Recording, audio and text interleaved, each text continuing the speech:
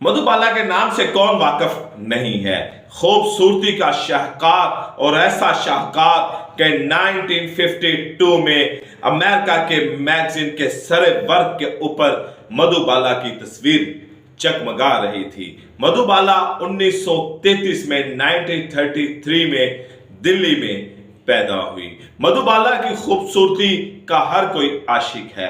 हर नस्ल जो मधुबाला के बाद भी आई है वो मधुबाला की आशिक रही है। खूबसूरती ही खूबसूरती, लेकिन इतनी खूब शक्ल, इतनी चुलबुली अदाकारा की जिंदगी के पहलू कैसे हैं, क्या दुख थे उनको, किस दुख को लेकर उस दुनिया से चली गई, किस किस के साथ उन्होंने साथ को चाहा, किस किस ने उनको धोखा दिया। 1933 में दिल्ली में ये पैदा हुई। अताउल्लाह खान इनके बाप का नाम था, मधुबाला जी का। ये अता खान के 11 बच्चे थे और मधुबाला उनमें 5वें नंबर पर थी। मधुबाला को बचपन से ही अदाकारी और गाने गुनगुनाने का शौक था, लेकिन अताउल्लाह खान एक कंजर्वेटिव माइंड के आदमी थे जिनको ये तमाम चीजें पसंद नहीं थी। करना कुछ यूं हुआ कि अताउल्लाह खान की एक दिन नौकरी चली गई और अताउल्लाह खान के खानदान के ऊपर सख्त वक्त आ गया। फाइनेंशियल हालात अच्छे नहीं रखे तो उन्होंने मधुबाला को एक रेडियो स्टेशन में नौकरी करवा दी। मधुबाला वहां पर गाने गाती थी, कोई बच्चों की नज़में गाती थी, तो वहां के रेडियो स्टेशन ने बॉम्बे टॉकीज की ऑनर के साथ इस बच्ची की मुलाकात कराई। मधुबाला जो उस वक्त 7 या 8 साल की थी, उनकी उनसे मुलाकात कराई तो बॉम्बे टॉकीज के मालिक ने उनको एक फिल्म में किरदार दे दिया। ये फिल्म चल निकली, सुपर हिट हो गई और उसके बाद मधुबाला को चाइल्ड स्टार के तौर पर फिल्मों में छोटे मोटे किरदार मिलने शुरू हो गए। अताउल्लाह खान मधुबाला के मैनेजर बन गए और दिल्ली से उन्होंने बम्बे का सफर कर दिया। लेकिन दिल्ली में एक मधुबाला का दोस्त था लतीफ, उनको उन्होंने आखिरी वक्त, दोनों के दरमियान बड़ी दोस्ती थी, बड़ी प्यार मोहब्बत था। जब मधुबाला दिल्ली से बम्बे गई तो उन्होंने लतीफ खान से आखिरी मुलाकात की और उसको रेड रोज दिया। रेड रोज यानी कि मोहब्बत की निशानी। उसके बाद लतीफ IAS ऑफिसर बन गए और मधुबाला दिल्ली से बम्बे आ गई और यहां पर आकर उन्होंने फिल्मों में काम करना शुरू कर दिया।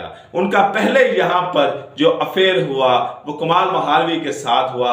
कमाल महालवी शादीशुदा थे और एक बच्चे के बाप थे। वो मधुबाला से शादी करना चाहते थे, लेकिन बतौर दूसरी बीवी के सेकंड वाइफ बनकर मधुबाला उनके साथ रहे। लेकिन ये बात मधुबाला को मंजूर नहीं थी। वो चाहती थी कि महालवी पहले अपनी बीवी को तलाक दे फिर मुझसे शादी करे, लेकिन ना कमाल महालवी माने ना मधुबाला माने और इस रिश्ते का इख्तिताम हो गया। उसके बाद प्रेमनाथ मधुबाला की जिंदगी में आए और दोनों का 6 माह तक अफेयर चला और प्रेमनाथ मधुबाला से शादी करना चाहते थे, लेकिन वो चाहते थे कि मधुबाला हिंदू बन जाएं। लेकिन अताउल्लाह खान इस रास्ते में रुकावट बने, मजहब इस दोनों के प्यार मोहब्बत में रुकावट बना और ये रिश्ता भी खत्म हो गया। फिर दिलीप कुमार के साथ एक प्यार दोस्ती वाला मामला चला।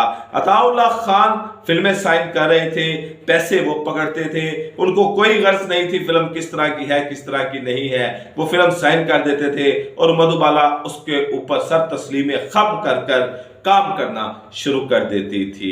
मधुबाला काम करती जा रही थी, अताउल्लाह खान पैसे ले रहे थे और फिल्मों को साइन कर रहे थे। फिर दिलीप कुमार के साथ फिल्मों की शूटिंग होना शुरू हो गई।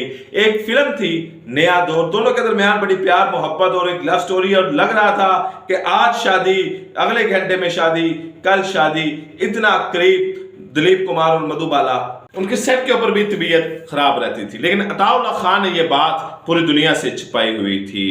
शौक कुमार और मधुबाला ये अमेरिका में गए और वहां पर इससे ज्यादा अफसोसनाक खबर मिली कि इस बीमारी का इलाज दुनिया में उस वक्त नहीं था। ये जब मधुबाला की डेथ हुई तो उसके 7 साल बाद इस बीमारी का इलाज दरियाफ्त किया गया। वहां पर अमेरिका में गए तो डॉक्टरों ने जवाब दे दिया कि इस बीमारी का इलाज नहीं है।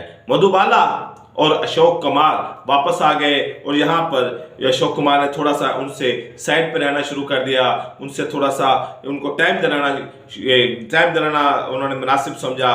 तो मधुबाला अपने बाप के घर आ गई और यहाँ पर उनका ज़्यादातर वक्त उनके बिस्तर पे गुजरा, ऑक्सीजन उनको लगी होती थी। और फिर 1962 का एक ऐसा दिन आया कि मधुबाला इस दुनिया को छोड़कर चली गई। कौन सोच सकता था कि ऐसी खूबसूरत अदाकार जिसका दिल इतना खूबसूरत है, उस दिल में एक सुराख है और इस सुराख की वजह से उसकी जिंदगी में कई छेद हो जाएंगे, उसकी जिंदगी छलनी छलनी हो जाएगी। जब मधुबाला को दफनाया गया तो वहां पर एक शख्स आया और उसने वही रेड रोज रखा कि जो दिल्ली से देकर निकली थी मधुबाला, वो था लतीफ, जो हर 26 फरवरी 1963 को वहां पर आता था। जब मधुबाला फोत हुई 26 जनवरी को, तो वहां पर मधुबाला की कब्र पर आता था और वहां पर रेड रोज रखता था। ये उस मधुबाला की कहानी है कि जो आपको भी हसीन लगती है और हमें भी हसीन लगती है, जिसकी अदाकारी की आज भी दुनिया दीवानी है, जिसकी खूबसूरती के आज भी करोड़ों चाहने वाले हैं। उस मधुबाला की जिंदगी जो गुजरी है